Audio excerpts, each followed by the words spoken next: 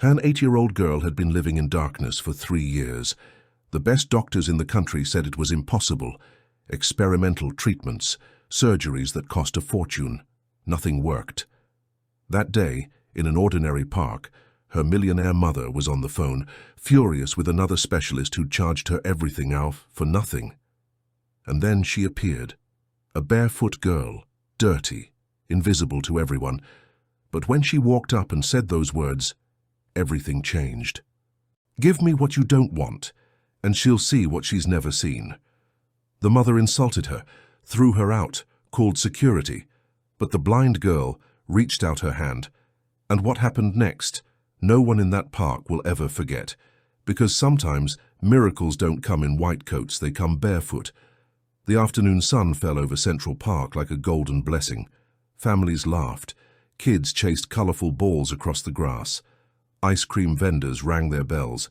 Everything was perfect. But for Sarah Monroe, sitting on a wrought-iron bench near the main fountain, nothing was perfect. Nothing had been perfect in 3 years. Sarah gripped her cell phone against her ear so hard her knuckles had turned white. Her voice, sharp and loaded with frustration, cut through the air like a knife. "Are you telling me that after 4 months of treatment and $200,000, my daughter is exactly the same? Is that what you're telling me, doctor?" On the other end, a tired voice tried to explain something about damaged optic nerves, about the limits of modern medicine, about accepting the inevitable. Sarah didn't want to hear about limits. She'd never had limits.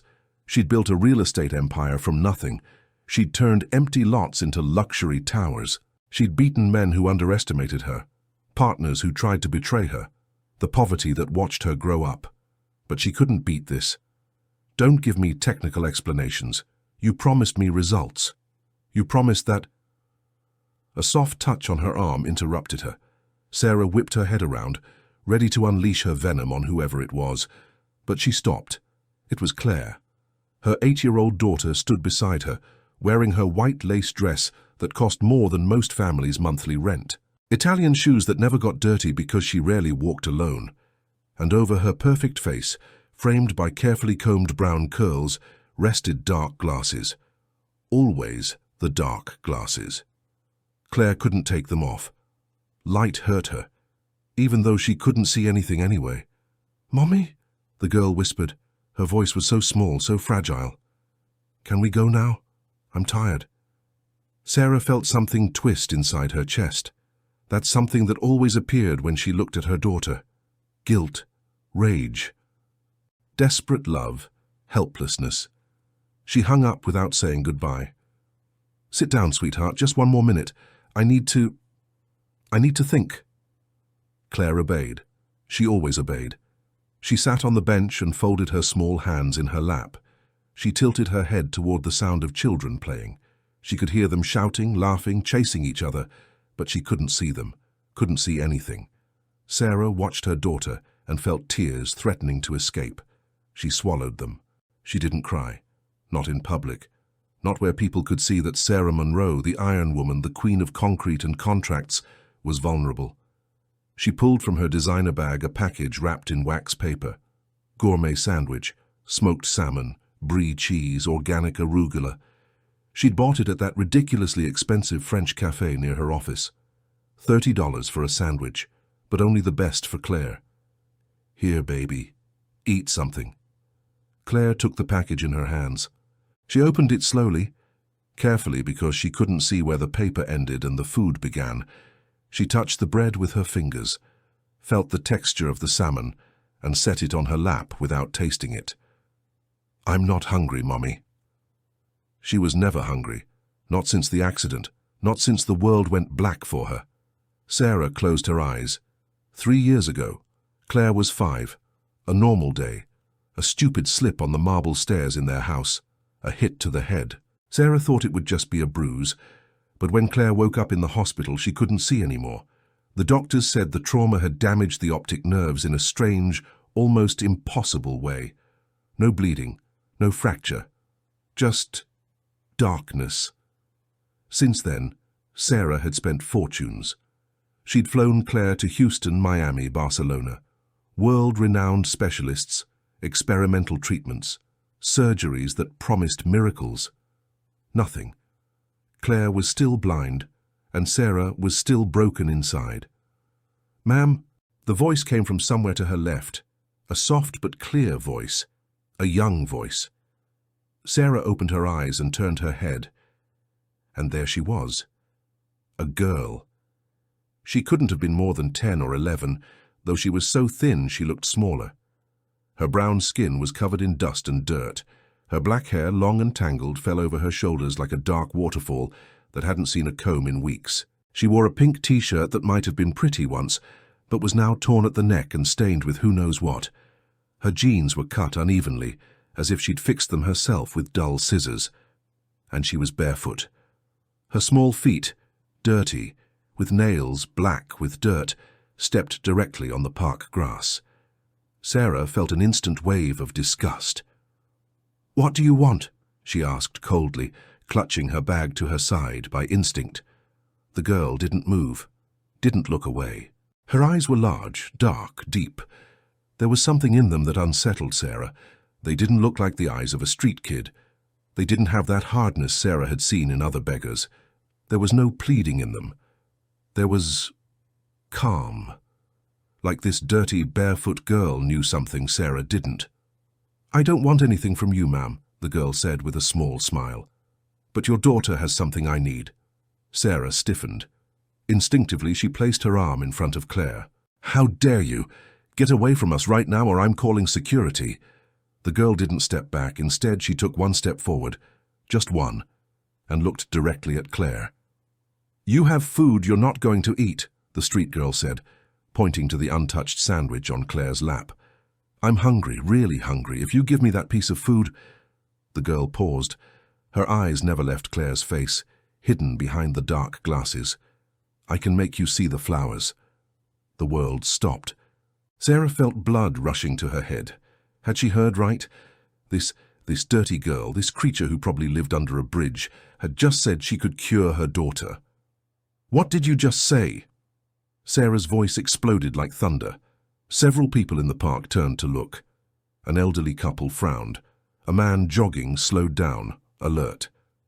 "I said," the girl repeated with the same impossible calm, "if she gives me that food, I'll make her see the flowers, the trees, the sky, you." Sarah stood up so fast she almost knocked over her bag.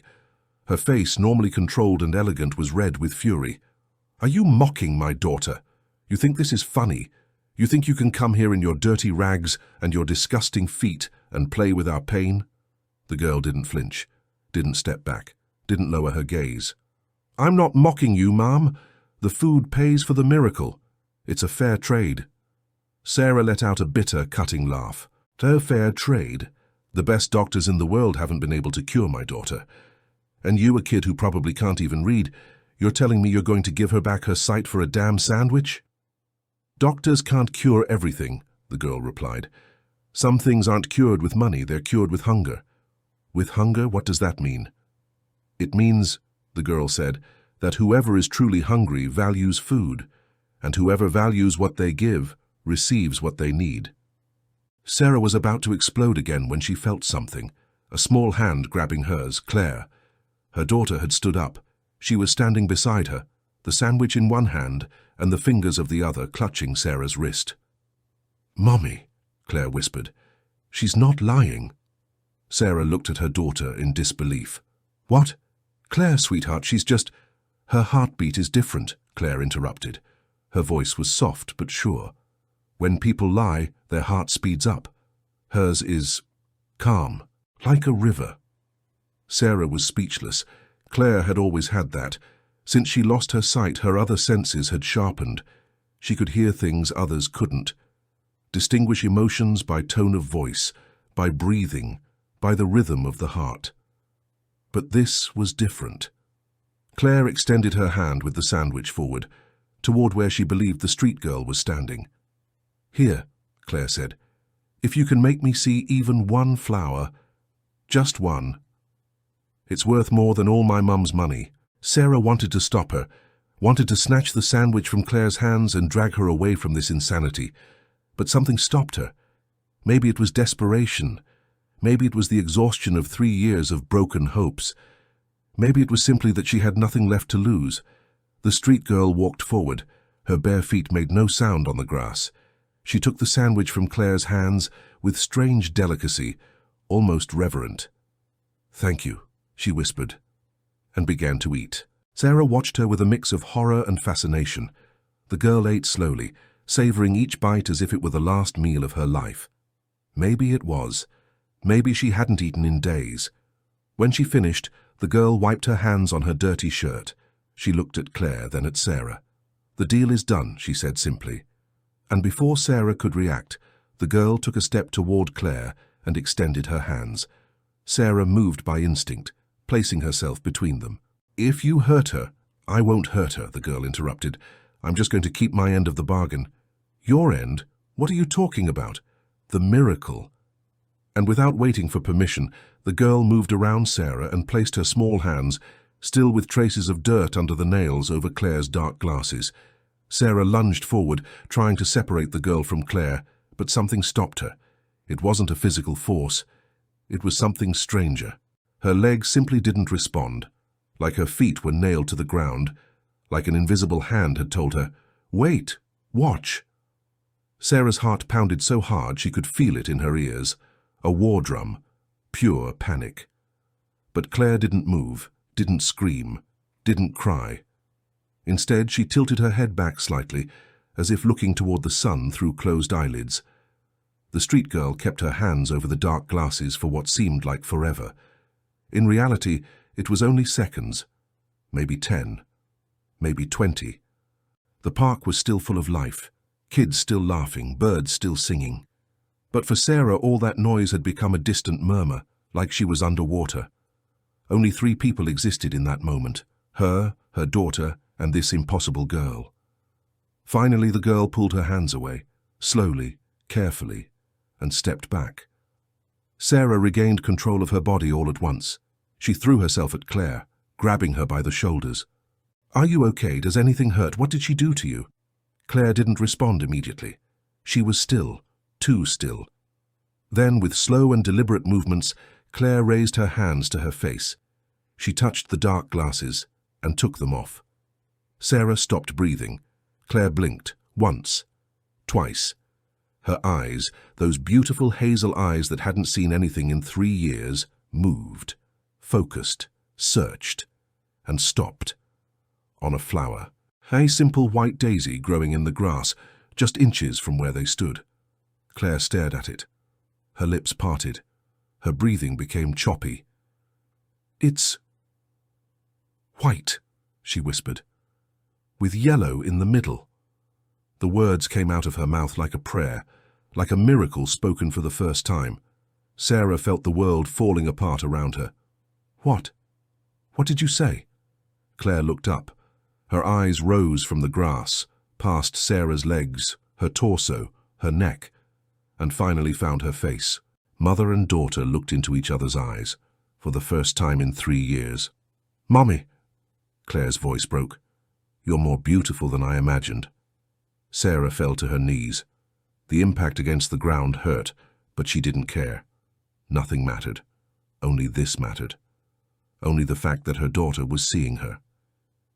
"Claire, can you really—" "I can see you, Mommy. I can see your eyes, your hair, the tear falling down your cheek." Sarah hadn't even realized she was crying. Tears poured from her eyes like rivers that had been held behind a dam for too long. "Oh my God, oh my God." She hugged Claire so hard she thought she might break her, but she couldn't let go, couldn't stop shaking. After a moment, or maybe an hour, Sarah didn't know, she pulled away and looked around, searching for the street girl, the girl who had done the impossible. But she was gone. Sarah spun on her knees, scanning the park with desperate eyes. "Where is she? Where's the girl?" Claire was also looking around, experimenting with her new vision, moving her head from side to side, marveling at colors, shapes, light. "I don't know, Mommy. She was here a second ago." Sarah jumped to her feet, ran to the fountain, looked behind the trees, asked a passing couple, "Did you see a girl? Barefoot? With dirty clothes?" The couple looked at her like she was crazy and kept walking. Sarah ran to an ice cream vendor. "Sir, did you see a girl who was here with me a moment ago?" The vendor shook his head. "Sorry, ma'am, there's lots of kids in the park. I don't notice them all." Sarah felt panic. She couldn't leave like this. Couldn't let this girl just disappear.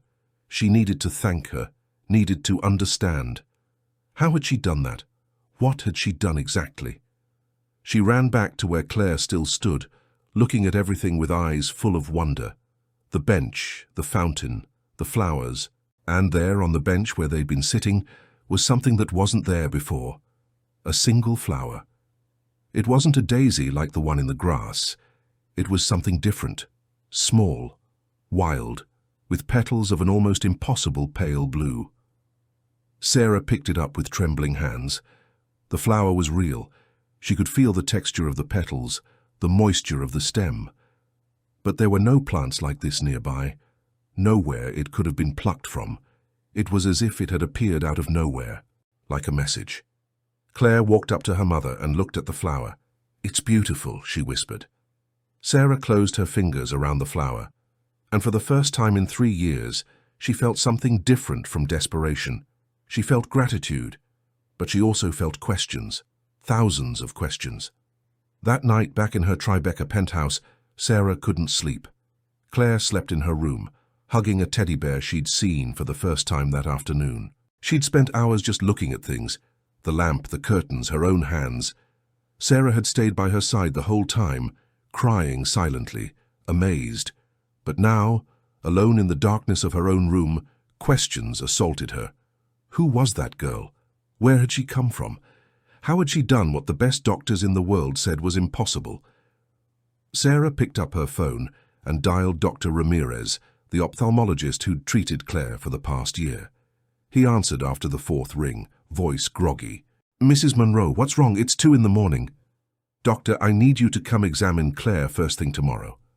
"Did something happen? Is she okay?" Sarah hesitated. How to explain this? She can see." Silence on the other end. "Excuse me?" "Claire can see, doctor. Today, in the park. Suddenly, she just started seeing." "Mrs. Monroe, that's impossible. Claire's optic nerves are severely—" "I don't care what your tests say," Sarah shouted. "I'm telling you, my daughter can see. She can see colors, shapes, faces, everything." Another silence. "I'll be there at 8 in the morning," the doctor finally said, voice tense. Dr. Ramirez arrived on time.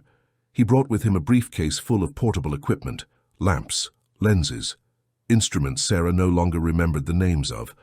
Claire was sitting on the living room couch, looking out the window at the city, seeing the buildings, the cars, the clouds. "Good morning, Claire," the doctor greeted cautiously. Claire turned her head and smiled. "Dr. Ramirez, I can see you. You have a red tie." The doctor looked down, as if he needed to confirm he was indeed wearing a red tie. "That's right, Claire, that's right." He spent the next hour putting her through tests, light in the eyes, object tracking, reading letters at different distances. Claire passed every test, perfectly. When he finished, Dr. Ramirez sat in a chair across from Sarah. His face was pale. "I don't understand," he murmured. "It's medically impossible. The scans we did 2 weeks ago showed irreversible damage to the optic nerves. There was no activity. It was like those nerves simply didn't exist." "And now?" Sarah asked. The doctor slowly shook his head. "Now, they're perfect. Like they were never damaged. Like the last 3 years didn't exist." "How is that possible?" "It's not," the doctor said. "At least not with any medical explanation I know. This is... He didn't finish the sentence, but Sarah knew what he was thinking. This is a miracle. The following days were a whirlwind. Sarah hired a private investigator. She gave him a detailed description of the street girl, approximate age, clothing, physical characteristics. "Find her," she ordered. "I don't care what it costs. Find her." The investigator, a serious man named Roberto with 20 years of experience, nodded. "May I ask why finding this girl is so important?" Sarah looked directly into his eyes. Because I owe her everything. A week later, Roberto returned with bad news.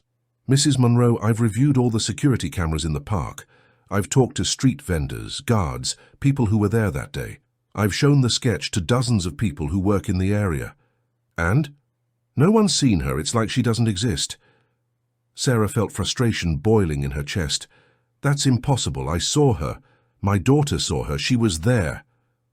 I believe you, ma'am, but there's no record of her anywhere.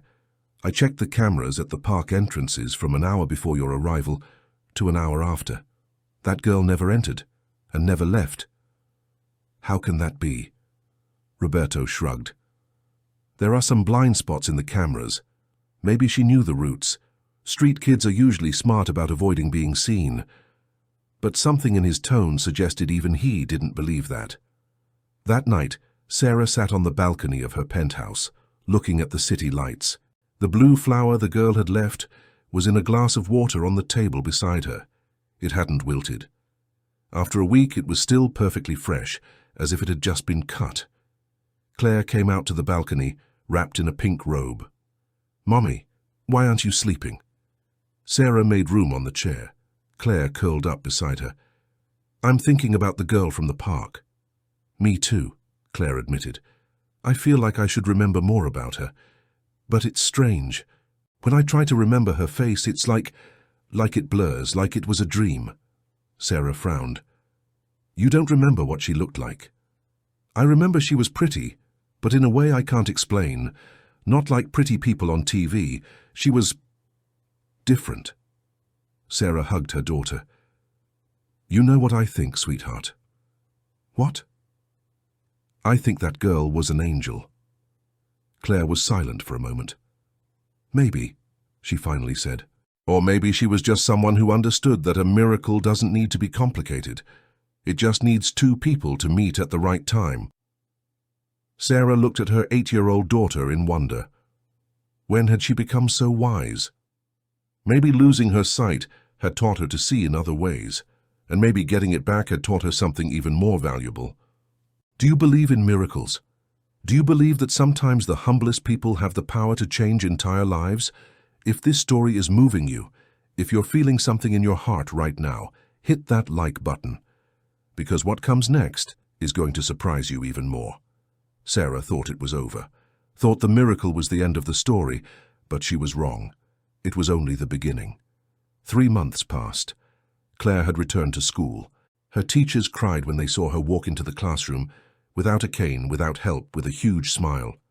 Classmates who used to treat her with pity now treated her with awe. She'd become a legend in her small circle. The girl who got her sight back. But for Sarah, life hadn't returned to normal. It couldn't return to normal. Something had changed inside her that day in the park, something deep. She sat in her office, staring at a $10 million contract she was supposed to sign. A new tower in Manhattan, 30 floors, luxury apartments for millionaires like her. Her assistant, Patricia, waited with pen in hand. "Mrs. Monroe, your signature?" Sarah looked at the document. The words blurred before her eyes. $10 million. The price of a sandwich had been $30, and that sandwich had bought something $10 million couldn't buy. "Mrs. Monroe?" Sarah shook her head. "Cancel the contract." Patricia stared at her wide-eyed. "What?" "But ma'am, this project has been in development for months. The investors—" "I said cancel it." "May I ask why?" Sarah stood up, walked to her office window overlooking the city. From up here, everything looked so small. The cars, the people, the problems. "Because I'm going to do something different with that money." A week later, Sarah stood in front of a worn-down building in a poor part of the city. The walls were covered in graffiti, the windows were broken, but the sign above the door read, "Hope House Shelter for Street Kids." She knocked on the door. An older woman opened it. She had gray hair pulled back in a messy bun and wore a stained apron. "Yes?" "My name is Sarah Monroe. I'd like to make a donation." The woman looked her up and down, assessing her designer suit, her expensive bag, her polished shoes. "How much?" $2 million. The woman choked. "What?" $2 million. To renovate this place, to buy food, clothes, whatever you need. The woman, whose name was Sister Martha, invited her in.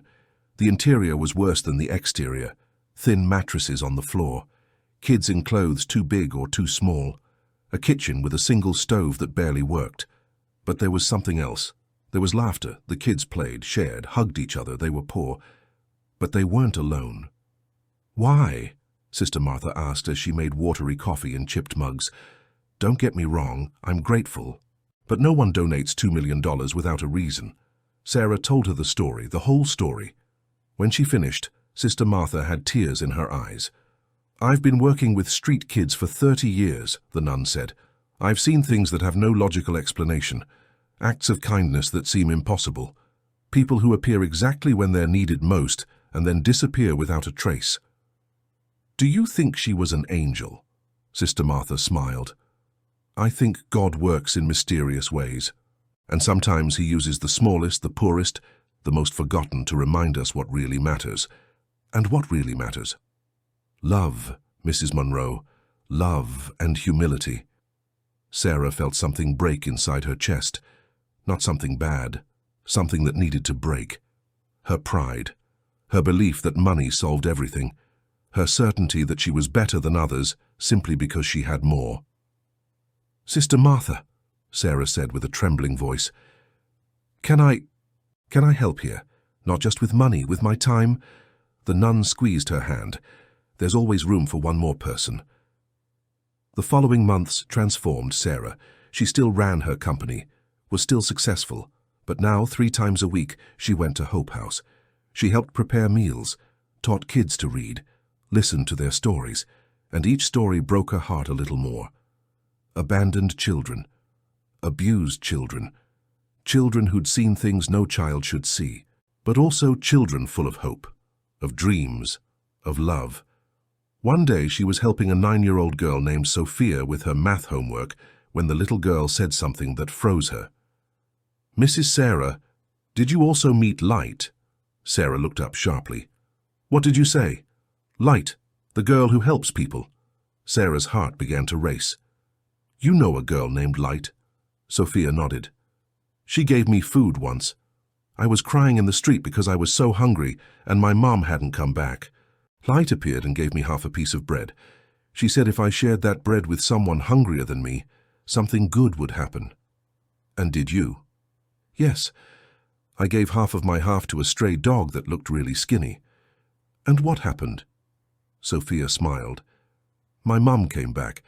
She'd been in the hospital, but she got better, and she met Sister Martha, who brought us here.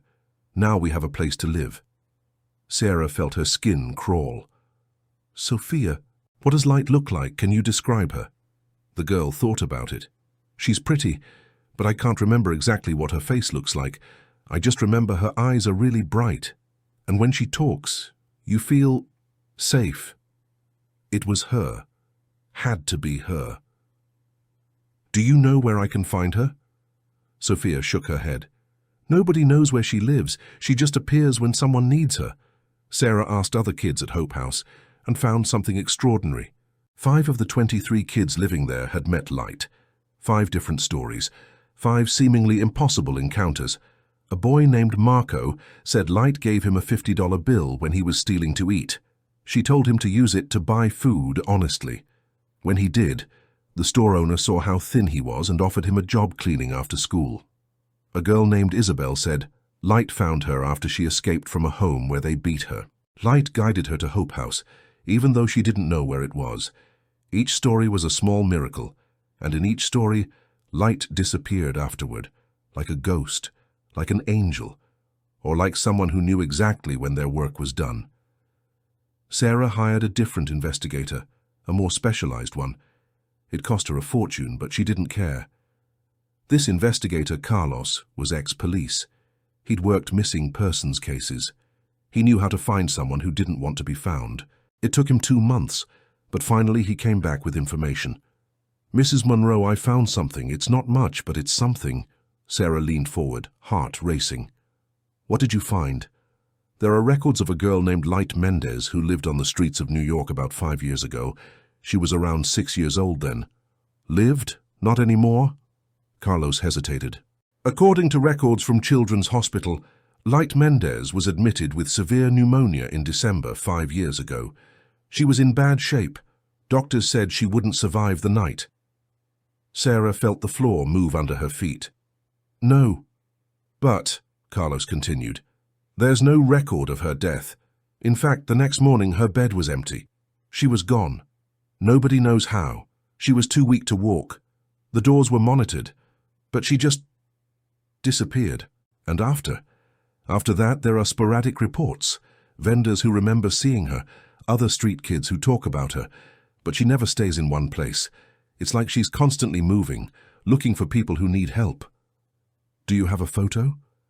Carlos pulled a blurry photograph from his folder. It was from a hospital security camera. It showed a small girl in a bed, thin, fragile, with tubes connected to her arms, but her eyes were open and looking directly at the camera. Sarah recognized those eyes. They were the same eyes that had looked at her in the park, calm, deep, like they knew secrets the world had forgotten. Where is she now? I don't know, Carlos admitted, but I have some leads. There's a shelter in the Bronx where they say she appeared 2 weeks ago. We could start there. Sarah stood up. Let's go, now. The shelter in the Bronx was a humble place, just 3 rooms in a run-down building. But inside there was warmth, food, hope. A young woman named Andrea ran the place with the help of 2 volunteers. Light? Andrea repeated when Sarah asked. Yes, she was here a couple weeks ago. She helped care for a sick baby. The mother was very young, barely 15. The baby had a really high fever. And what happened? Light stayed all night with the baby in her arms, singing to him. By dawn, the fever had broken. The baby was fine, and Light was gone. She didn't say where she was going?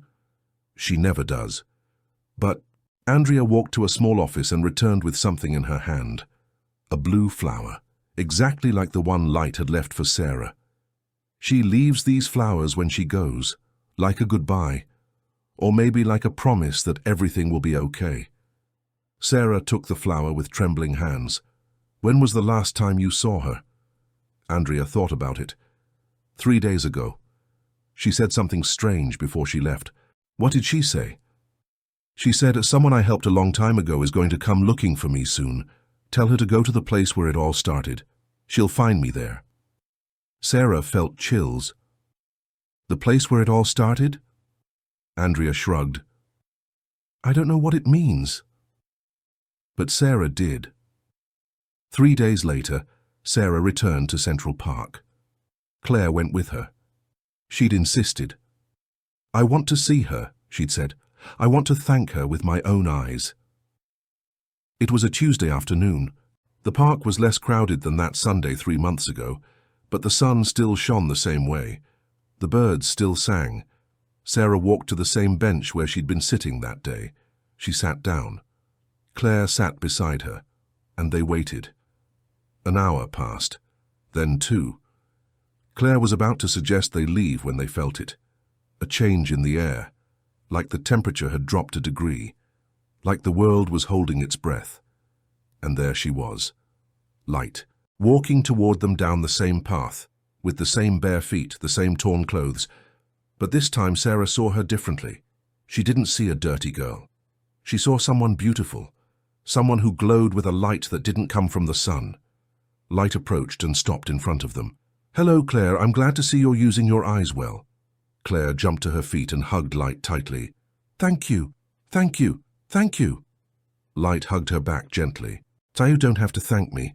Just remember to always see with your heart, not just your eyes. Claire nodded, crying. Sarah stood up slowly. She didn't know what to say. She'd rehearsed a speech, words of gratitude, questions, explanations. But everything evaporated when she looked into Light's eyes. Who are you? She finally asked. Really? Who are you? Light smiled. I'm just someone who understands that miracles aren't magic. They're simple. They're the result of giving when you have nothing, of loving when there's no reason, of believing when everything seems lost. Are you an angel? I'm human, Light said, as human as you. But I learned something many people forget. What? That the greatest power in the world isn't money, it's not fame. It's the ability to see another person's need and act without expecting anything in return. Sarah fell to her knees in front of this 11-year-old girl. I've changed my life because of you. I've donated millions, I've helped hundreds of kids, but I feel like it's not enough. What else can I do? Light crouched down to Sarah's eye level. You're already doing it. But don't do it for me. Do it because your heart tells you it's right. The day you need my approval to be good, you've lost the purpose. But I want to help you. I have money. I can give you a home, education, everything you need. Light shook her head. My work isn't finished. There are more people who need what I can give, and what I give can't be bought with money. Then let me help you. Let me be part of your work. Light stood up. You already are. Every child you feed at Hope House, every life you touch, that's my work, and now it's yours too. Sarah stood up, tears running down her cheeks. Will I see you again? I'm always close, Light said, in every act of kindness, in every hand reached out, in every heart that chooses to love instead of judge. She started to walk away. Wait, Claire shouted. The flower you left, what does it mean? Light turned around. It's a forget-me-not. It means exactly what its name says. Don't forget. Don't forget that miracles exist. Don't forget that love is stronger than money. Don't forget that everyone, no matter how high or low we are, needs help sometimes. And then, as had happened before, Light walked away. This time Sarah didn't run after her. This time she simply watched her go with a full heart instead of a broken one, because she finally understood. She didn't need to find Light. She needed to be like Light. 1 year later, Sarah stood on a stage in front of 300 people. It was Hope House's anniversary, which had now expanded to 3 locations in the city. Claire sat in the front row, smiling proudly at her mother. A year ago, Sarah began, voice clear and strong, I was a different woman.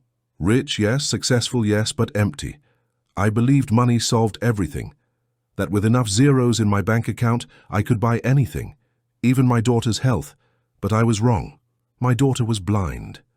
And so was I. The difference is she couldn't see with her eyes. I couldn't see with my heart. One day, a street kid taught me something that no doctor, no book, no millionaire mentor had ever taught me. She taught me that a piece of food is worth more than all my money if it's given with love. She taught me that a miracle isn't something you buy. It's something you earn with humility. And she taught me that the poorest people in the world are sometimes the richest in the only thing that really matters, compassion. Today my daughter can see, and so can I, not just with our eyes, but with our hearts. And I want all of you to know something. That miracle wasn't just for us. It was a lesson I need to share, because somewhere in this city there's a barefoot girl who keeps helping people, who keeps making miracles with simple things, with love, with faith, with kindness. And if you ever meet her, if you ever see a girl who asks for something small and promises something big, don't ignore her. Don't judge her by her dirty clothes or bare feet. Listen to her, because sometimes God sends angels who don't have wings. They just have hearts bigger than all of ours combined. The room erupted in applause. When Sarah came down from the stage, Claire hugged her. I'm proud of you, Mum. I'm proud of you too, sweetheart, and I'm grateful every single day. That night, back home, Sarah opened her desk drawer. Inside was the blue flower Light had left. After a year, it was still fresh. The petals were still perfect. It was impossible. But there it was, a constant reminder that miracles exist. And that sometimes all it takes to change a life is a piece of food and a heart willing to believe. Sarah closed the drawer gently. Tomorrow she'd go to Hope House again, like every day. She'd feed kids who were hungry, hug kids who needed love, listen to stories of kids who'd lost everything but still dreamed. And while she did, she'd know Light was proud, wherever she was, because in the end, it didn't matter if Light was an angel, a miracle, or just an extraordinary girl. What mattered was the lesson she'd left behind, a lesson Sarah would carry in her heart until the day she died. True blindness isn't of the eyes, it's of the soul. And the true miracle isn't getting your sight back. It's learning to see what was always there, but we were too proud to notice. Love, humility. The shared humanity that connects us all, rich and poor, strong and weak, seeing and blind. We're all equal in our need for kindness, and we all have the power to make miracles. If only we dare to give what we have, no matter how little it is. Because sometimes, the little we have is everything. Did this story touch you? Did you feel something in your heart? Let me know in the comments where you're watching from and tell me, have you ever met someone who changed your life with a simple act of kindness? I want to read your stories. I want to know I'm not alone in believing miracles exist. And if this story made you cry, made you think, made you want to be a better person, share it. Because maybe someone who needs it is waiting for it. Maybe someone blind needs to learn to see, not with their eyes, but with their heart.